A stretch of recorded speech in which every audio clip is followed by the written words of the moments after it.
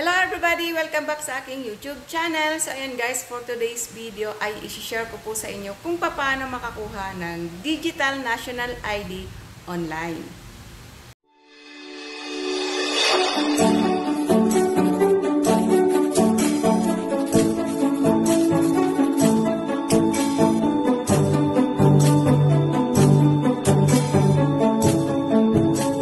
Sa mga wala pang national ID at hindi pa dumarating ang inyong national ID, panoorin po ito para makakuha ng national ID online. Narito po.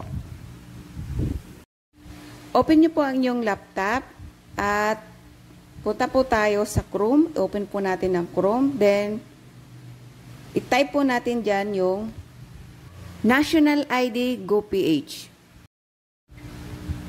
Piliin ang website kung saan makakuha ng National ID online. Then, i-click ang official na button. Ilagay ang inyong first name, middle name, last name, at ang inyong birthday.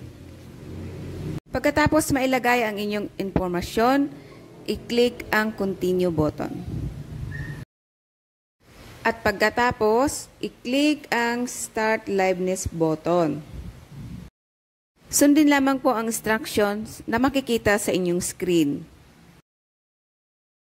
I-click ang View National ID button para makuha ang inyong national ID. At congratulations! Nakuha mo na ang inyong Digital National ID.